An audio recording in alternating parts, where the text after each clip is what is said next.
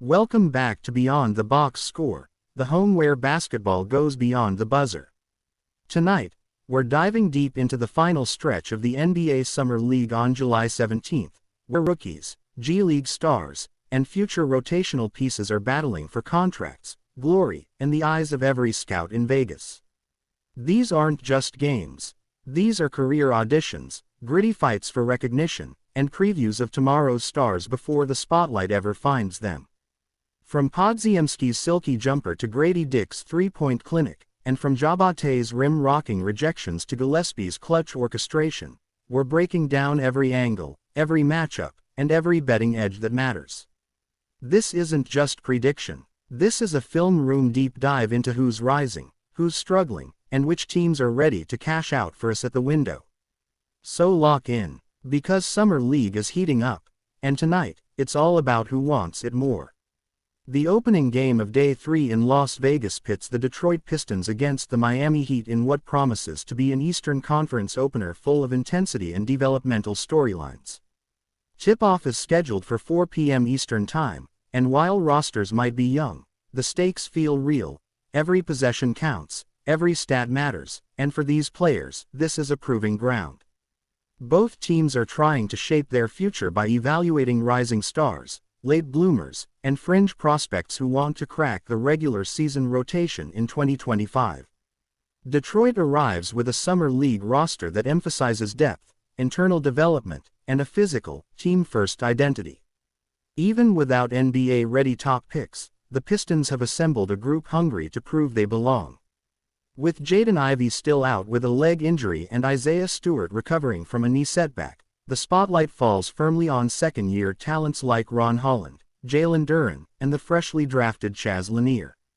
Ron Holland has made the most noise so far, flashing steal and convert energy, crashing the glass, and attacking the rim in transition.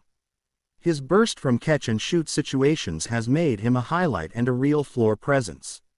Meanwhile, Jalen Duren, fresh from NCAA tournament success, is the Pistons' paint anchor.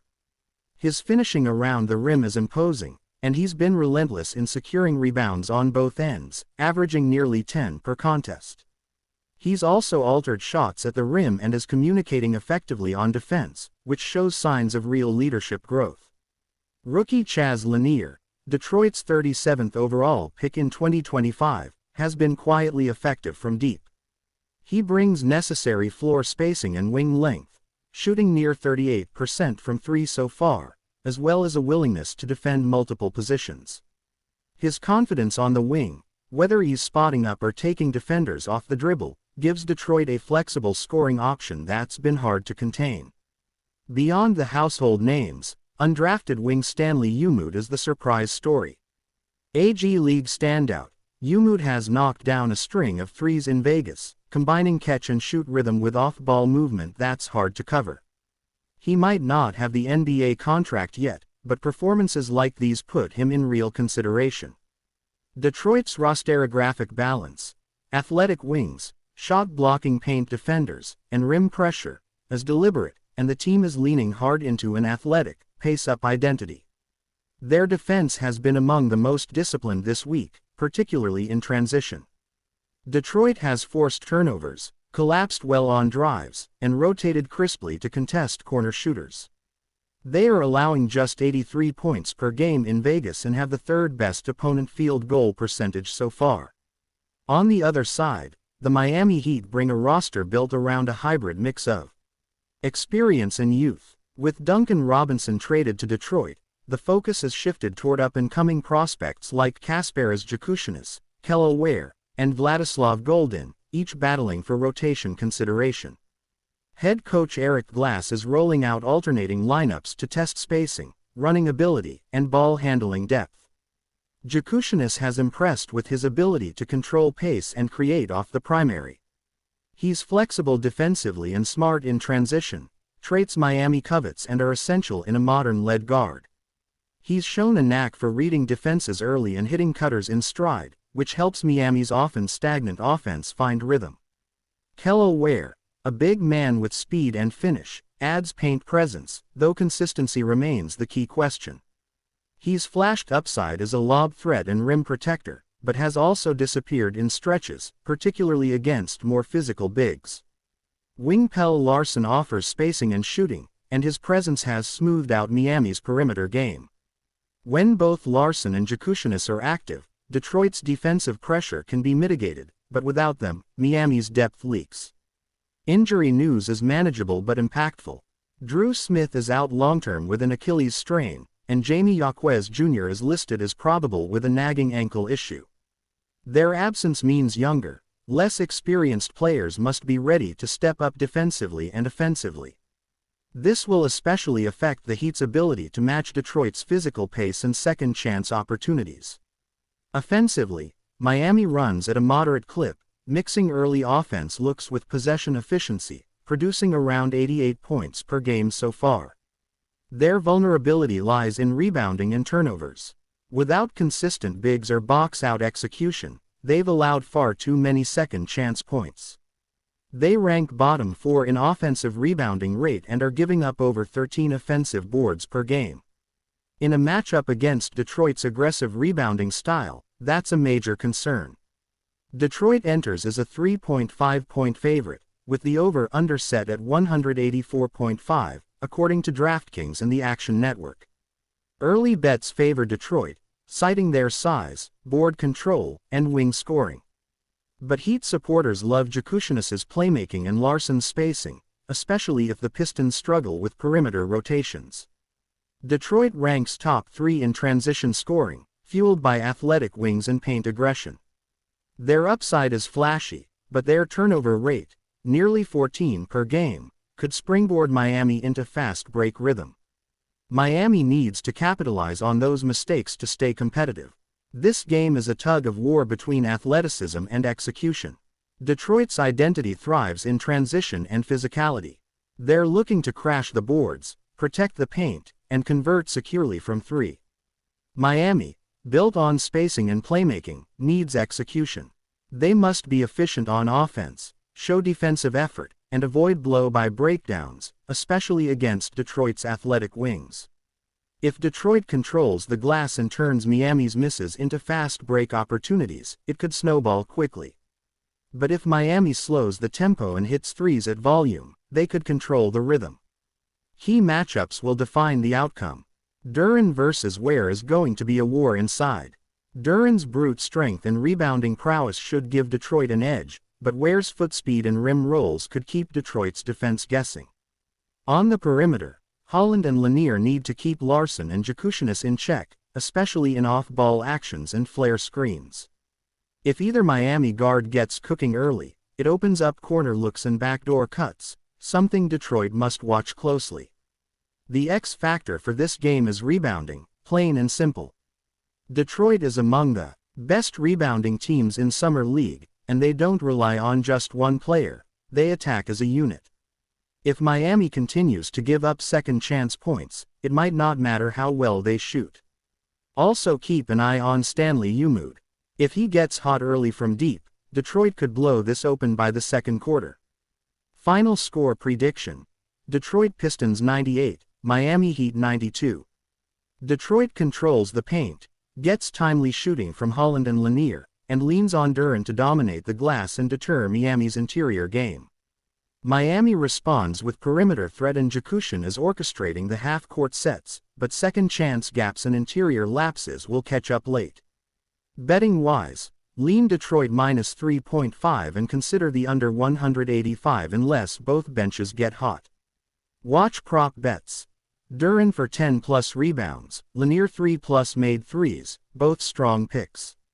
It's a classic Summer League clash with NBA roster implications for October.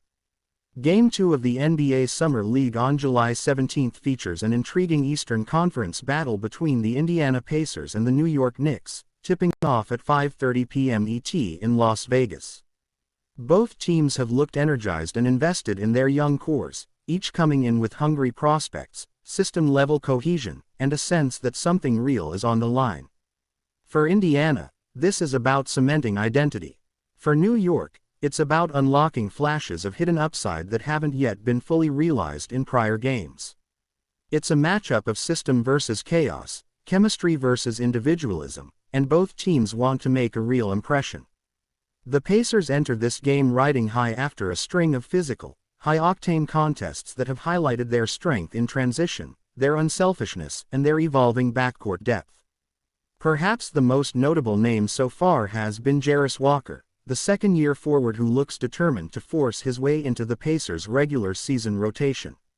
At 6'8" with broad shoulders, soft hands, and a growing jump shot, Walker is averaging 17.3 points, 7.1 rebounds, and 1.8 blocks per game this summer league. He's been devastating in the short roll, drawing double teams and quickly making the right read, whether it's a skip pass to the weak side or a hard drive to finish through contact. His three-point shooting remains a work in progress, but he's hitting them confidently when left open and drawing defenders out just enough to open space for cutters. Flanking him is Ben Shepherd, the 2023 first-rounder out of Belmont, who is shooting the lights out in Vegas. Shepherd is connecting on over 42% of his threes and has emerged as the floor spacer and movement shooter that this summer league squad desperately needs. Shepherd's off-ball activity is relentless, curling off screens, slipping into corners, and creating spacing for Walker and the other slashers to attack downhill. Also contributing quietly but critically is Isaiah Wong. The former Miami Hurricane guard has taken a big leap in his shot selection and decision-making.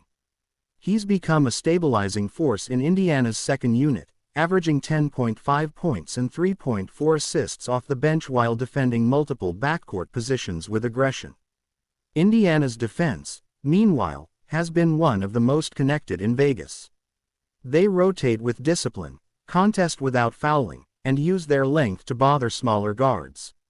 Their help-the-helper schemes have worked well, and with Walker anchoring the paint and Tshiebwe cleaning the glass, they're among the top three teams in rebounding and opponent field goal percentage. The Knicks, on the other hand, come in with a summer league roster built around raw energy and physical guard play.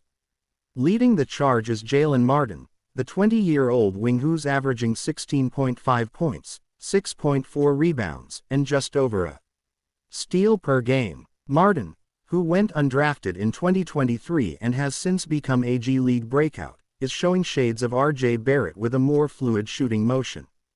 His size allows him to defend multiple positions, and his slashing has given the Knicks much-needed rim pressure. When Martin gets downhill, defenders backpedal and help collapses, but the Knicks haven't consistently hit shots off the kickouts, which has made their offense increasingly predictable. Guard play is where New York has seen the most volatility. Obadiah Noel and Tyler Kolek have split time initiating the offense, with mixed results.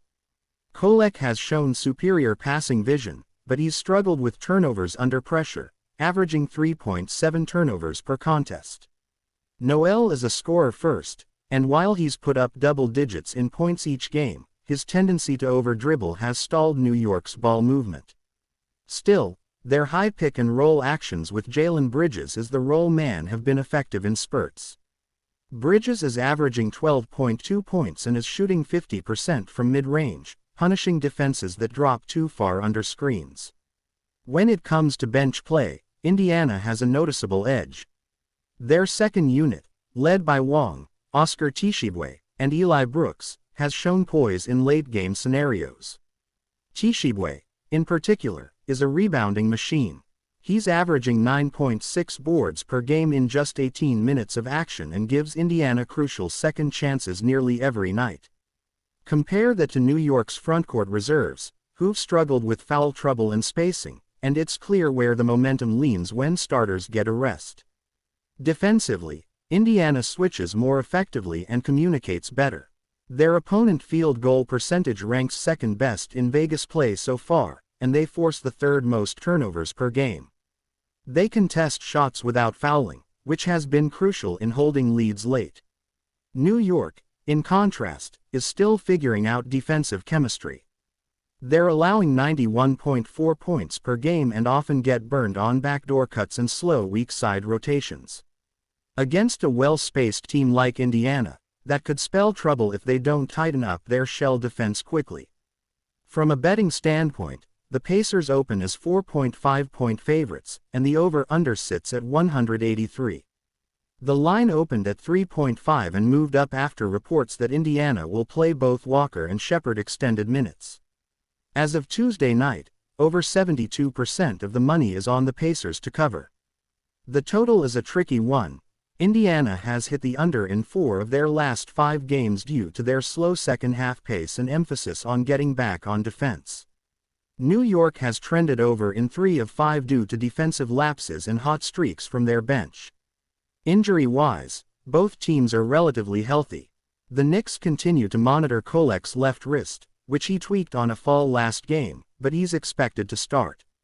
For Indiana, second-rounder Mojave King remains sidelined with a sore ankle, but the core rotation is intact.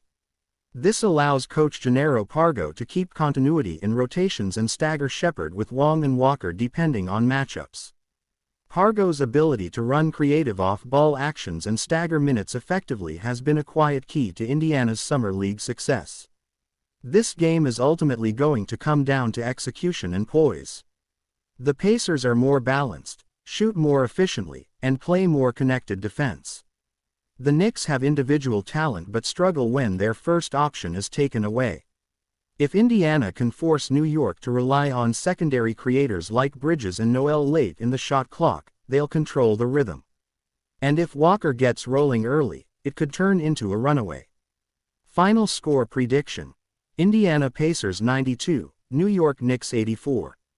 Walker leads. With 19 points and 9 rebounds, Shepherd knocks down 4 threes, and Tshiebwe dominates the glass again. Martin battles hard for the Knicks and keeps things close into the third quarter, but the Pacers' efficiency and composure down the stretch seal the win. Game 3 on the July 17 NBA Summer League slate takes us to a hard-nosed, blue-collar battle between two franchises trying to redefine their next wave of contributors, the Atlanta Hawks and the Memphis Grizzlies. Tip-off is set for 6 p.m. ET in Las Vegas, and if you're watching for toughness, tempo, and tantalizing upside, this might be your favorite game of the night.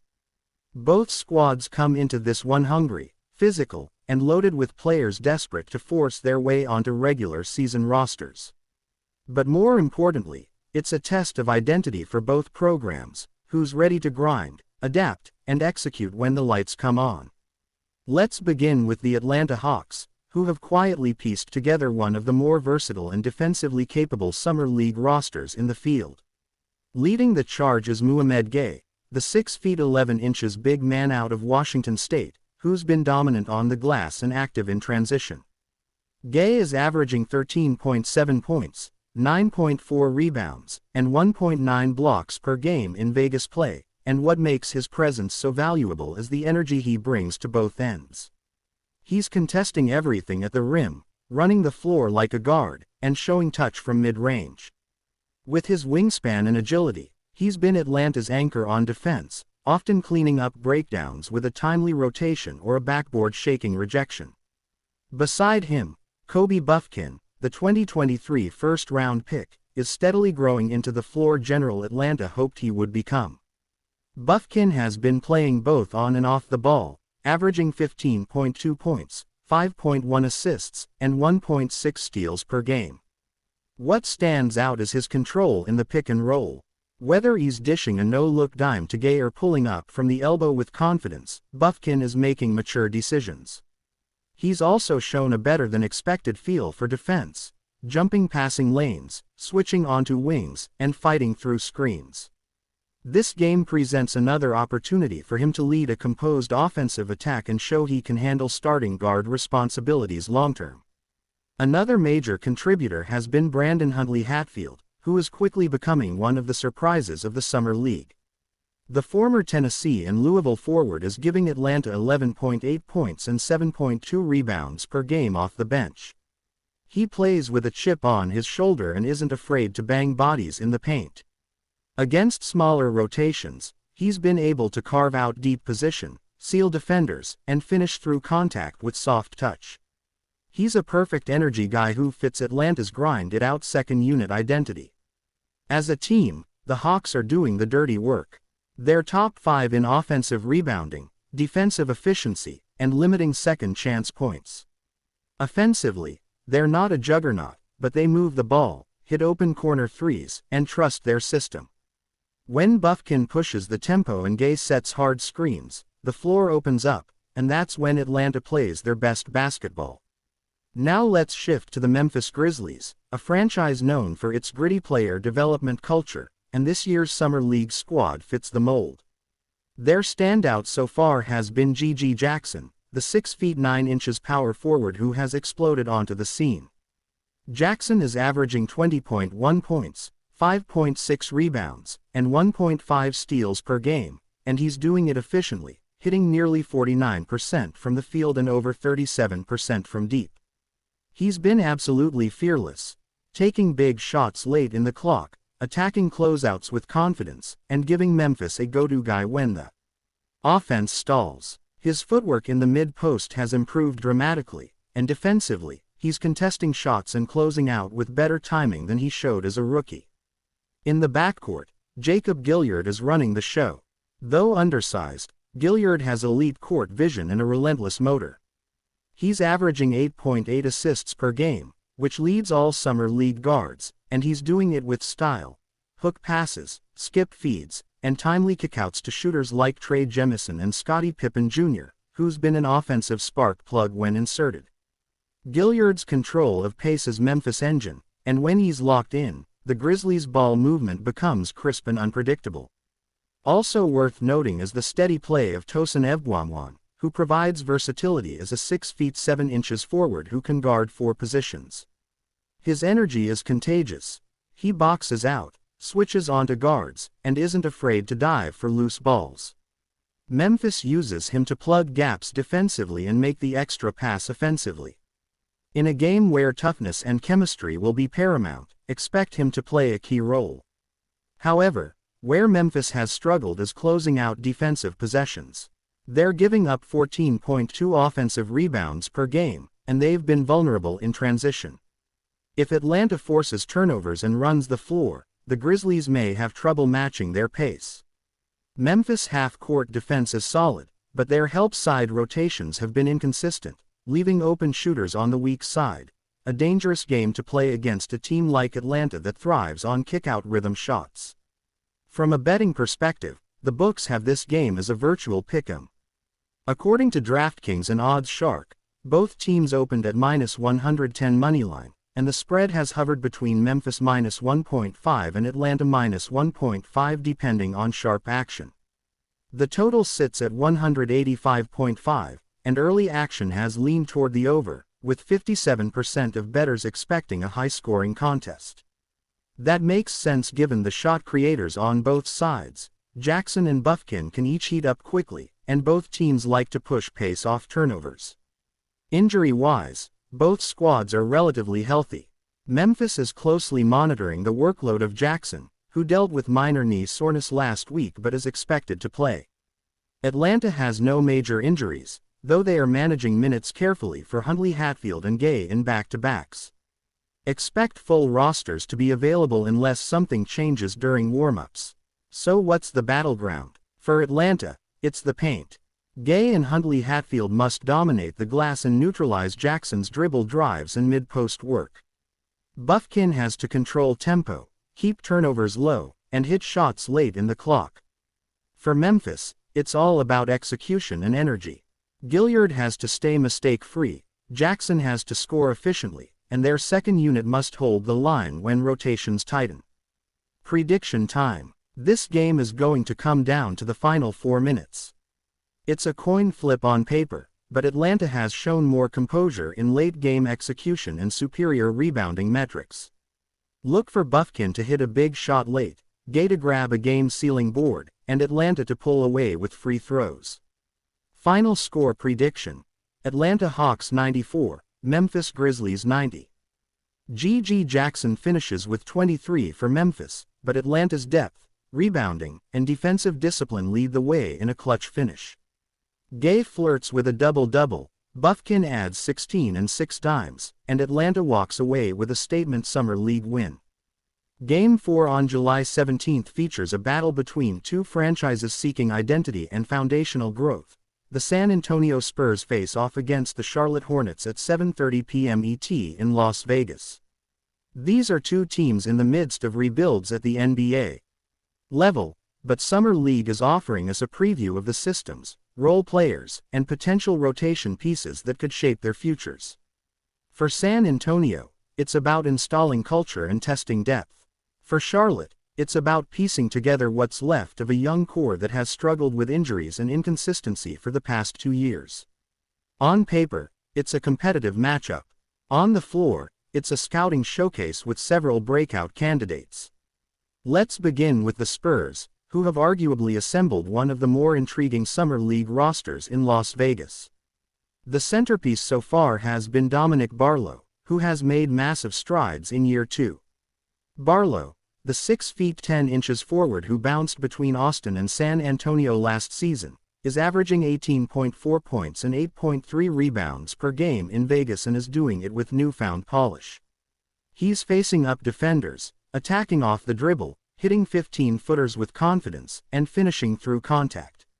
What's more impressive is his defensive improvement. He's timing his rotations better, altering shots without fouling, and anchoring the Spurs' paint defense with poise.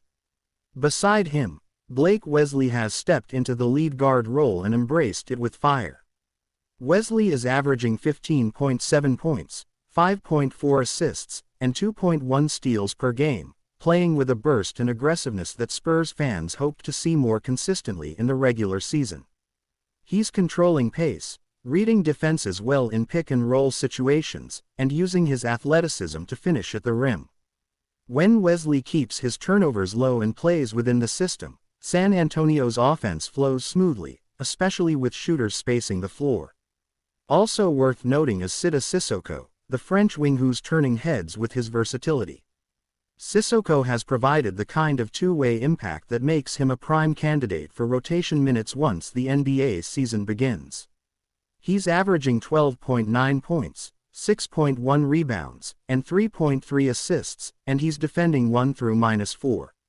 His ability to slash, make the extra pass, and take on the toughest defensive assignments gives San Antonio a Swiss Army knife on both ends.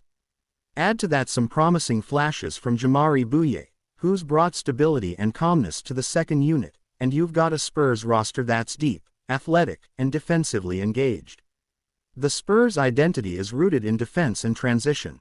They're forcing 16.2 turnovers per game, second in the Summer League, and rank in the top 4 in both steals and fast break points. When they get stops, they run. When they control the glass, they take control of the pace. And they've been doing it with a relatively low foul rate, which is rare for such a young squad. Now shift the spotlight to the Charlotte Hornets, who are still searching for chemistry and identity. After an underwhelming start to Summer League play, Charlotte is looking for someone to take over and impose structure. That player might be Brandon Miller, the number 2 pick from the 2023 draft, who, after a rough rookie year, has come into this Summer League with something to prove. Miller is averaging 20.3 points, 6.7 rebounds, and 1.8 steals per game and looks far more assertive. He's attacking mismatches, stepping confidently into threes, and driving to the rim with purpose. The turnovers are still there, but the decision-making has improved, and his effort on defense is noticeably better. Flanking Miller is Nick Smith Jr., the former Arkansas standout who's had an up-and-down Summer League. Smith is averaging 13.6 points and 4.2 assists, but shooting under 40% from the floor and struggling against pressure defense. He has the tools, great first step, shifty handle, and streaky shooting, but the decision-making under duress has been erratic. Still, when Smith gets hot, he can take over a quarter, and his scoring instincts make him a key X factor in this matchup. Another contributor to watch is James Naji, the Nigerian center who's been a force on the boards. Naji is putting up 9.1 rebounds and 1.6 blocks per game, and his physical presence has helped Charlotte stabilize the paint. Offensively, he's still raw, but defensively, he alters shots and finishes lobs. With Miller drawing attention on the perimeter, Naji becomes even more valuable as a vertical threat. Charlotte's biggest issue: turnovers and defensive lapses. They're averaging 17.4 turnovers per game and allowing opponents to shoot over 48% from the field, both bottom 5 marks in Las Vegas. Their help defense has been a step slow, and their rotations inconsistent, especially when Miller and Smith sit. That's where San Antonio could feast, turning sloppy possessions into easy buckets in transition. The betting markets reflect these dynamics. According to DraftKings and OddsShark, the Spurs opened as 4.5-point favorites, and the line has stayed consistent, with over 68% of early money coming in on San Antonio. The over-under is set at 182.5, and the betting split leans toward the over, mostly due to Charlotte's volatile defense and high turnover rate. San Antonio has hit the over in 3 of their last 4 games, while Charlotte has gone over in 4 of 5. Injury-wise, both teams are relatively healthy. The Hornets are monitoring Miller's minutes after he briefly tweaked his ankle last week, but he's expected to start and play a full allotment. San Antonio's roster is intact, and they've shown excellent conditioning despite the packed Vegas schedule. No major names are sitting. So what's the verdict? San Antonio has the edge in every key area: rebounding, turnovers, defense, and depth. They have multiple shot creators, a paint anchor, and a clear structure to fall back on when possessions get choppy. Charlotte has individual talent. Miller can carry a game, but their lack of defensive cohesion and transition resistance makes them vulnerable against a Spurs team that thrives on disruption. Look for Barlow to dominate early with post-ups and mid-range jumpers, while Wesley slices through Charlotte's defense in the open court. If Sissoko continues his two-way brilliance and San Antonio gets bench contributions from Bouye and Charles Bediako, they'll control the tempo and gradually break the Hornets down. Final score prediction: San Antonio Spurs 97, Charlotte Hornets 88. Miller scores 21 for Charlotte but lacks help in the second half. Barlow finishes with 19 and 10, Wesley chips in 16 and 7 assists, and the Spurs continue to build momentum with another well-rounded victory in Vegas. Game 5 on July 17 sets the stage for a thrilling summer league showdown between two Western Conference franchises loaded with young talent and aggressive rebuilds, the Houston Rockets and the Portland Trail Blazers. Tip-off is slated for 9 p.m. ET in Las Vegas, and this one might have the highest ceiling for fireworks of any matchup on the board. You've got high-octane scorers, first-round talent, developing bigs, and two organizations using Summer League as a proving ground for their next wave of contributors. Buckle up, because this one could go down to the wire. We begin with the Houston Rockets, who have entered this Summer League with a clear mission: test their youth in high-pressure, high-pace settings. They've built a roster of tough defenders, long athletes, and off-the-dribble creators. The clear standout so far has been Cam Whitmore, last year's Summer League MVP, who's come back to Vegas with even more polish and hunger. Whitmore is averaging 21.8 points, 6.4 rebounds, and 2.3 steals per game and remains an absolute menace in the open court. He's bullying smaller wings, finishing through contact, and displaying vastly improved shot selection. More impressively, he's showing leadership qualities, talking on defense, setting the tone physically, and controlling tempo late in games. Next to him, Reed Sheppard has been a revelation. The rookie out of Kentucky has come into Summer League with a chip on his shoulder and is playing like a lottery pick. Sheppard is averaging 16.3 points, 5.7 assists, and 1.9 steals per game, while shooting over 43% from 3. His quick trigger, handle under pressure, and court vision have given Houston a secondary playmaker who complements Whitmore's slash-first style perfectly. Sheppard's ability to control the game, even against ball pressure, has been one of the Rockets' most valuable assets in Vegas. Inside, Jermaine Samuels Jr. has provided rugged two-way production. Samuels is a high-energy big who sets hard screens, protects the rim, and finishes lobs. He's averaging 10.9 points and 7.2 rebounds and doing all the dirty work, crashing the glass, contesting everything in the paint, and making hustle plays that don't always show in the box score. With Sheppard and Whitmore drawing so much attention on the perimeter, Samuels has been thriving off dump-offs and pick-and-roll feeds. Houston's defense has also been a storyline. They lead the Summer League in steals per game, 11.7, and their switch-heavy scheme is forcing opponents into bad shots and live ball turnovers.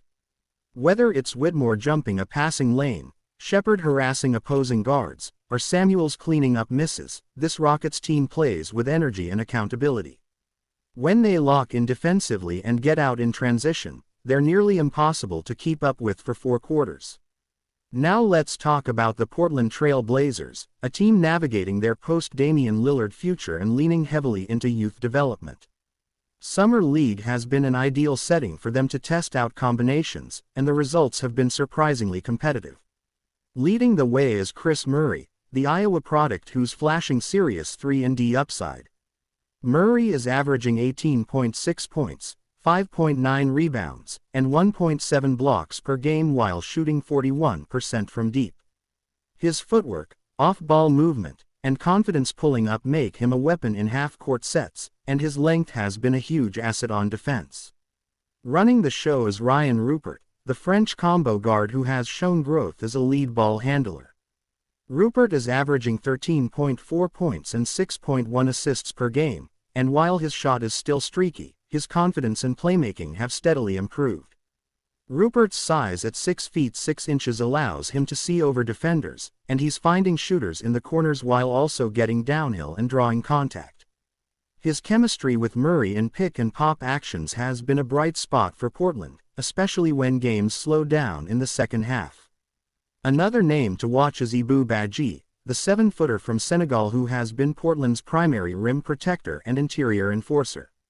Badji is averaging 2.8 blocks per game and has completely shut down the paint in stretches. Offensively, he's limited, but he sets bruising screens and finishes dunks when set up by Rupert or Murray. His ability to neutralize rim runs will be key against Houston's aggressive downhill guards. Portland's issue: ball security and shooting consistency. They're turning it over 17.2 times per game, including a staggering 6.1 live ball turnovers that often lead to transition buckets. That's a dangerous flaw against a Rockets team that thrives in the open floor. Additionally, Portland has shot just 32.4% from deep as a team. Outside of Murray, their spacing is often unreliable, and that limits Rupert's driving lanes. From the betting side, the Rockets are listed as slight favorites, opening at -3.5 on most major books including DraftKings, Fox Bet, and ESPN Bet. The over-under is hovering around 186.5, with public money leaning toward the over given Houston's transition-heavy offense and Portland's inconsistent defense. Nearly 64% of early wagers have backed the Rockets spread, while sharp bettors are watching the total line for late movement depending on starting rotations. Both teams are relatively healthy. Houston is monitoring the minutes of Samuels, who played extended minutes in a previous back-to-back, but there's no indication he'll sit. Portland, meanwhile, is bringing Toumani Camara back into the rotation after resting him with ankle soreness. His defensive versatility could be crucial if he can match up with Whitmore and bother his drives. So how does this game break down? Houston's blueprint is simple: pressure the ball, turn defense into offense, and ride the hot hands of Whitmore and Shepard. If they stay under 12 turnovers and win the points off turnover battle, they'll control the tempo and wear Portland down. Whitmore's ability to create separation off the dribble and Shepard's elite IQ in half-court sets gives them two different looks to attack any defense. For Portland, the key is composure. Rupert has to take care of the basketball, Badji needs to stay out of foul trouble, and Murray must score efficiently while being asked to take on top defensive assignments.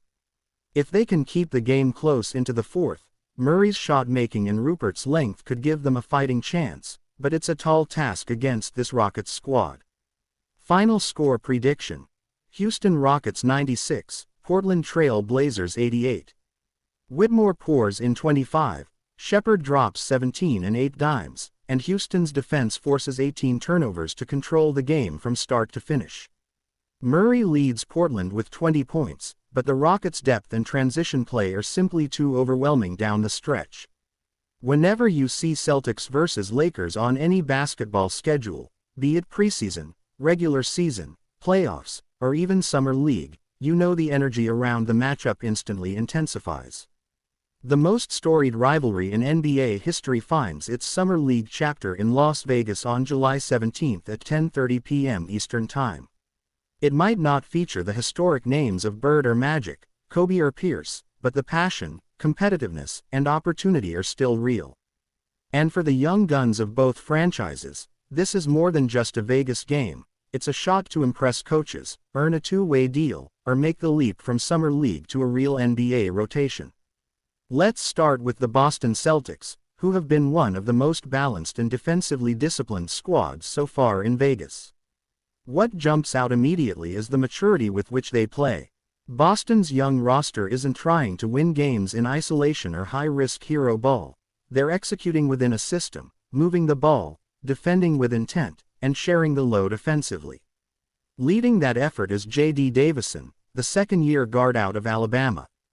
Davison has been the Celtics' offensive engine, averaging 15.6 points, 7.2 assists, and 1.6 steals per game, while showing vast improvement in his half-court decision-making and ball control. He's speeding up and slowing down with purpose, navigating pick and rolls more efficiently, and using his quick first step to collapse defenses and create open looks. Next to Davison, Jordan Walsh, Boston's 2023 second-round pick, has continued to grow into his role as a versatile two-way wing. Walsh is putting up 13.2 points, 5.9 rebounds, and nearly 1.5 blocks per game. But his real value has been as a defender, switching on wings, fighting through screens, and recovering at the rim. With elite timing, offensively, he's showing flashes of improved shot-making and a better handle in transition. When Walsh locks in, Boston's defense becomes elite even at the summer league level. Another X factor has been Neemias Queta, the 7-footer who's been dominating the paint physically. Queta is averaging 11.4 points, 9.7 rebounds, and nearly 2 blocks per contest. His rim protection has been crucial in helping the Celtics maintain their top 3 defensive rating in Vegas. Offensively, Queta stays within his role, cleaning up offensive rebounds, setting bone-crushing screens, and finishing lobs with authority. He's also improved his passing out of the short roll, which has helped Boston keep the ball moving even when opponents collapse in the paint. The Celtics' success this summer league is built on fundamentals.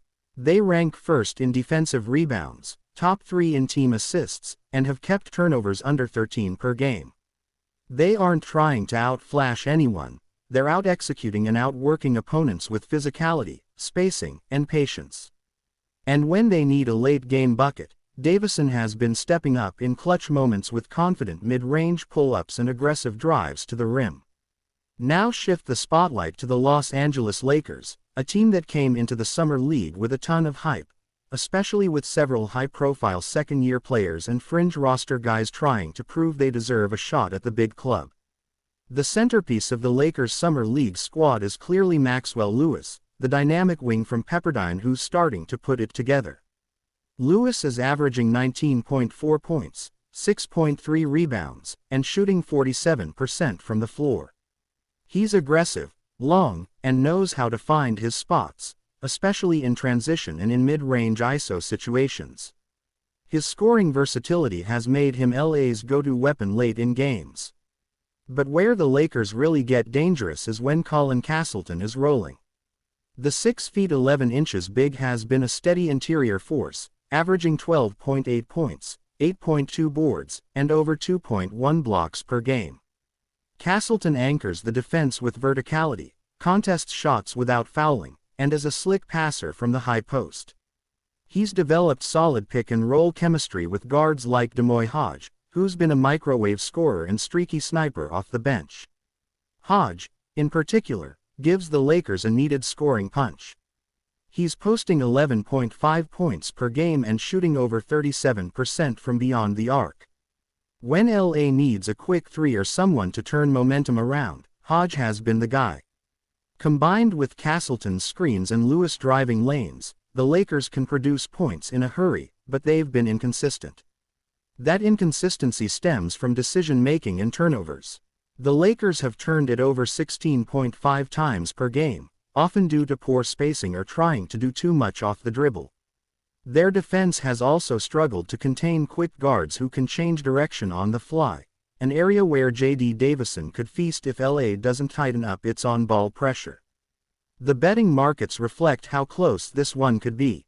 According to DraftKings and RealGM, the Celtics opened as 2.5-point favorites, but the line has fluctuated with action on both sides. The over-under is set at 185.5, and early public money is leaning toward the under, citing both teams' defensive chops and the slower tempo they've played at in previous games. The Celtics have hit the under in 3 of their last 4, while the Lakers have been more erratic, going over in 2 of their last 5. Injury-wise, both teams appear healthy. The Celtics are monitoring Walsh's minutes after he tweaked his ankle in their last game, but reports indicate he's expected to play. Keita and Davison are full go. The Lakers will once again be without Alex Fudge, who's sidelined with a groin strain, but everyone else is active and in rhythm. So how does this all come together? Boston has the structure, chemistry, and defensive edge. They know who they are.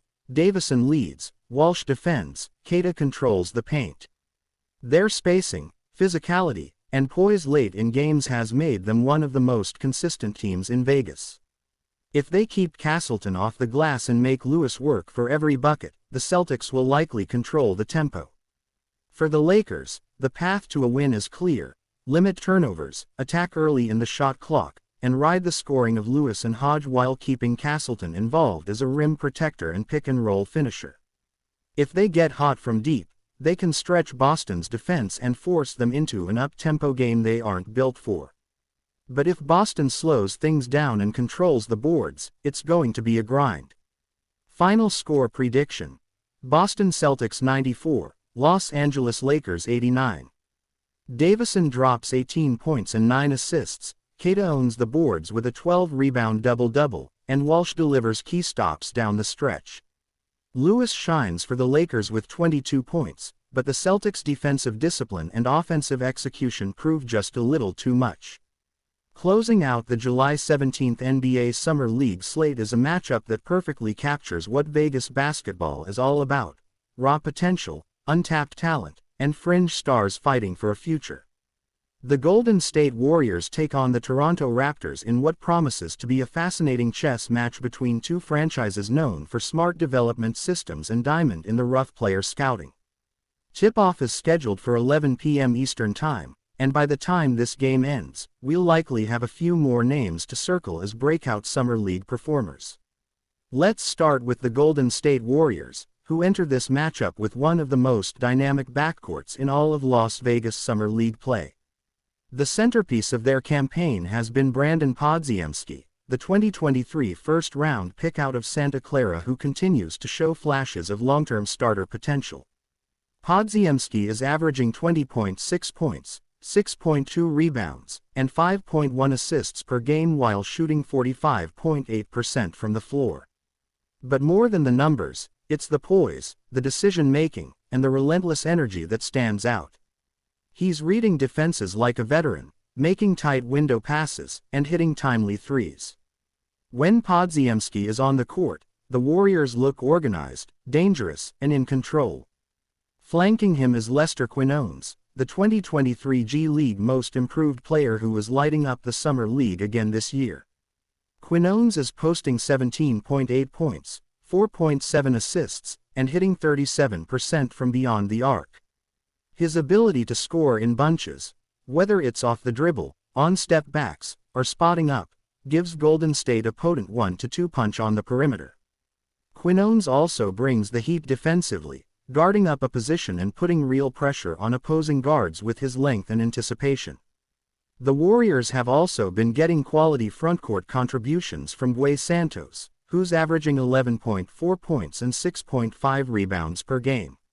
Santos may not have the flashiest game, but he's been rock solid in pick-and-roll action, crashing the boards, and holding his own defensively against more athletic forwards.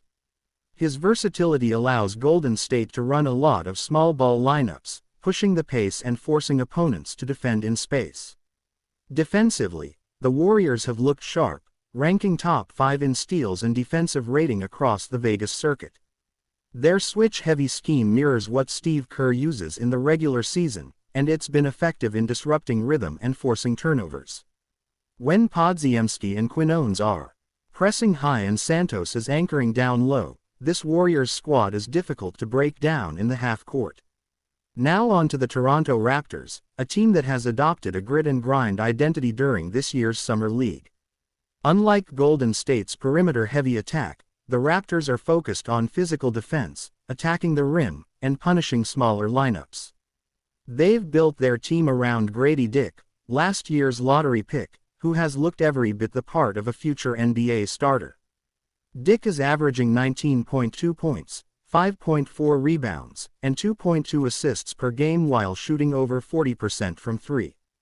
His off-ball movement, catch-and-shoot precision, and high basketball IQ have made him the focal point of Toronto's offense, and he's delivering. Running the offense is Javon Freeman-Liberty, the two-way guard who's been a steady presence all tournament. Freeman-Liberty is putting up 16.7 points and 5.6 assists per game, using his shiftiness and quick first step to get downhill, break defenses, and collapse the paint. He's also shooting a respectable 35% from 3, which has opened up driving lanes and allowed Grady Dick to operate off screens and curls more freely. Inside, DJ Hogg and Muhammadu Gay have given the Raptors size and rim protection.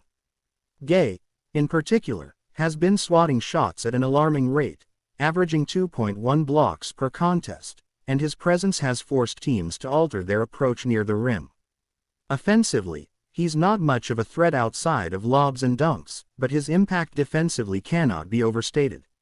When paired with Hogg, the Raptors have the tools to battle Golden State on the glass and protect the paint. Toronto's biggest strength has been rebounding. They're averaging 46.2 boards per game, second best in the Summer League, and that physicality could pose problems for Golden State's smaller frontcourt. However, they've struggled with spacing and turnovers. Their half-court offense can become stagnant, especially when Dick is cold or Freeman-Liberty is neutralized by ball pressure. They average 16.3 turnovers per game, and against a team like the Warriors that thrives in transition, those mistakes can be fatal. Let's dive into the odds and betting market for this one. As of the latest update from DraftKings, Fox Sports, and RealGM, the Warriors are listed as 2.5-point favorites, with the over-under set at 184.5. Public money is leaning toward Golden State to cover the spread, with 68% of the tickets and 72% of the handle backing the Dubs. The total has seen some fluctuation, but sharp money is starting to lean under, citing Toronto's grind-it-out style and Golden State's improving defense. Injury-wise, both teams are relatively healthy. Toronto rested Grady Dick in one contest for load management, but he's expected to play in this one. For Golden State, Santos had a minor ankle tweak in the previous game but fully participated in shootaround and is listed as probable. So how does this all play out? Golden State's key to victory lies in pace, pressure, and perimeter shooting. If Podziemski and Quinones get going early and start hitting from deep, it will force Toronto to extend defensively, opening up drives and passing lanes for their bigs and cutters. Santos' ability to hit from the corner and crash the offensive glass will also be pivotal in maintaining second-chance opportunities. Toronto must control tempo and punish Golden State inside. If Gay can control the paint and Dick gets hot from 3, the Raptors can force the Warriors into a slower, half-court game where Toronto's size can shine. Freeman-Liberty has to outplay Podziemski in the point guard duel and take care of the basketball, otherwise this could spiral quickly. The X factor: turnovers. If Toronto gives the ball away more than 15 times, Golden State's fast break will kill them. But if they control the glass, get to the free throw line, and limit second chance points, they'll keep this close late into the fourth. Final score prediction: Golden State Warriors 91, Toronto Raptors 86. Podziemski leads all scorers with 23 points, Quinones adds a timely 17 with 3 triples, and the Warriors capitalize on 18 Raptors turnovers to build separation in the second half. Grady Dick puts on a show for Toronto, but the lack of spacing and guard depth proves costly when it matters most. The final showdown of July 17 in Las Vegas Summer League features a sneaky, enticing matchup between the Denver Nuggets and the Los Angeles Clippers. These two Western Conference squads don't often get the spotlight in the Summer League finale, but this time, both franchises are fielding young rosters with breakout potential, gritty identity, and multiple players fighting to earn two-way contracts or training camp invites. Tip-off is set for 11:30 p.m. Eastern Time, and don't be surprised if this game turns into a gritty defensive battle filled with hustle plays and fourth-quarter drama. We begin with the Denver Nuggets, a team whose Summer League roster is built around balance, IQ, and two-way role players. Denver doesn't have a clear-cut first-option scorer, but what they do have is one of the most fundamentally sound units in the tournament. They've been defending well on the perimeter, rebounding by committee, and leaning on smart ball movement to generate offense in the half-court. Their standout so far has been Colin Gillespie, the Villanova product and two-way contract holder who has taken full control of Denver's offense. Gillespie is averaging 15.2 points, 6.1 assists, and shooting over 41% from three. His ability to play at different speeds, run the pick and roll, and create efficient looks makes Denver's offense hum. He may not be flashy, but he is poised, tough, and in control, exactly what you want from a Summer League floor general. Gillespie also provides leadership and experience, helping keep Denver's turnover numbers low compared to other Vegas teams. Joining him in the backcourt is Julian Strawther, the 2023 first-round pick out of Gonzaga, who's shown flashes of NBA-ready shooting and improved defensive effort. Strawther is averaging 14.5 points, 4.8 rebounds, and shooting 39% from deep. He's been particularly deadly in catch-and-shoot situations and trailing transition threes. When Strawther gets hot, Denver opens up the floor and can play a faster-paced brand of basketball, something they'll want to do against the slower Clippers. Inside, Hunter Tyson, another 2023 pick, is doing the dirty work. Tyson's averaging 10.7 points and 6.4 rebounds per game, providing physicality in the paint and spacing on offense. He's a reliable spot-up shooter from the corners and has held his own defensively despite lacking elite athleticism. Denver runs a lot of 5-out sets with Tyson as the pop man, creating room for Gillespie and Strawther to operate. Denver has been excellent defensively in Vegas, ranking top 5 in opponent field goal percentage and deflections. Their help defense rotations are crisp, and they've been forcing turnovers in key moments, which is helping them control the pace late in games. But they've struggled to finish games cleanly. In 2 of their last 3 matchups, the Nuggets had double-digit leads erased due to late-game stagnation and foul trouble. Closing will be a key narrative to watch in this game. Now let's pivot to the Los Angeles Clippers, who enter this game with one of the more unpredictable Summer League rosters. On paper, they've got size, athleticism, and a few former college stars looking to make a name, but the consistency hasn't been there. Still, when the pieces click, the Clippers are tough, physical, and can go on scoring runs in a flash. Their most exciting prospect has been Xavier Moon, the 29-year-old journeyman guard who's using Summer League to prove he deserves another crack at a full NBA contract. Moon is putting up 17.6 points, 4.3 assists, and shooting an elite 50% from beyond the arc. His change of pace drives, elite pull-up game, and fiery attitude have made him the emotional spark plug for the Clippers' offense. When Moon is locked in, LA can run an efficient offense. When he's bottled up, their half-court game tends to stagnate quickly. Another notable name is Moussa Diabaté, the high-energy forward from Michigan who's become the Clippers' best rebounder and interior defender. Diabaté is averaging 11.9 points, 8.6 rebounds, and 1.9 blocks. He's athletic, long, and plays with constant hustle, especially on the offensive glass. He's not a polished scorer, but he finishes well around the rim and can be a lob target in pick-and-roll actions. If he avoids foul trouble, Jabate will be a handful for Denver's smaller front line. Wing production has come via Jordan Miller, the former Miami Hurricanes star, who's quietly become a consistent contributor.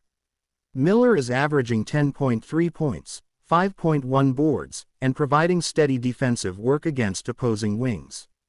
He's a glue guy, doesn't need plays run for him, but always seems to be in the right spot for a loose ball, timely cut, or corner three. His matchup against Strother will be crucial in this game. The Clippers have also leaned on rookie Cam Christie, the younger brother of Max Christie, who's flashed shot creation and smooth shooting mechanics. While still raw, Christie's confidence and size on the perimeter gives the Clippers more spacing and versatility, something they'll need to combat Denver's defensive switching. Now let's dive into the betting market for this matchup. According to the latest from DraftKings, OddsShark, and ESPN Bet, the Nuggets opened as slight 1.5-point favorites, with the over-under set at 183.5. Public money has leaned toward Denver, with 63% of the spread handle on the Nuggets and 58% of the total bets leaning toward the under, likely due to both teams' defensive approach and half-court tendencies. Injuries don't appear to be a major issue for either side. Gillespie is good to go despite some minor ankle stiffness, and Jabate, who had a brief scare with a wrist issue, is listed as probable and expected to start. Both teams are fielding mostly healthy, complete rosters, which is rare at this point in summer league action. So how do the styles clash? Denver wants to slow this game down, keep it in the half court, and execute through Gillespie and Strother. Their spacing, shooting, and ball movement can wear teams down. If they hit their threes early and get Tyson going as a floor spacer, they'll force the Clippers to guard 25 feet from the rim and create driving opportunities. LA, meanwhile, needs Moon to go nuclear and Jabate to dominate the glass. If they win the rebounding battle and score early in the clock, they can throw Denver off rhythm. But if they settle for contested jumpers and get caught in ISO situations, they'll struggle to put together scoring runs. The biggest swing factor: turnovers and foul discipline. Denver averages just 12 turnovers per game, among the lowest in Vegas. The Clippers, on the other hand, have struggled to keep the ball safe, coughing it up nearly 16 times per game. If that pattern continues, the Nuggets will convert those into transition points and control the momentum. Final score prediction: Denver Nuggets 88, Los Angeles Clippers 81. Gillespie leads the way with 17 points and 7 assists, Strother drains 3 clutch triples, and the Nuggets close strong behind smart half-court execution and team defense. Moon puts up a valiant 20-point effort for LA, but turnover trouble and second-chance points doom the Clippers late. If you're tired of surface-level takes and want sharp, stat-backed NBA analysis every single day, you're in the right place. Hit that subscribe button, smash that like, and drop your score predictions down in the comments. Let's see who's really watching the game beyond the box score. And if you're rocking with the Summer League grind just like us, share this video to keep this basketball conversation alive. We're dropping in-depth breakdowns, sharp betting leans, injury updates, and final score predictions for every single matchup, all summer long. Don't miss a beat. Join the fastest-growing NBA prediction community on YouTube. Because here, every possession matters. Every lineup switch counts. And the smartest fans don't just watch the game, they break it down. This is Beyond the Box Score. Let's hoop.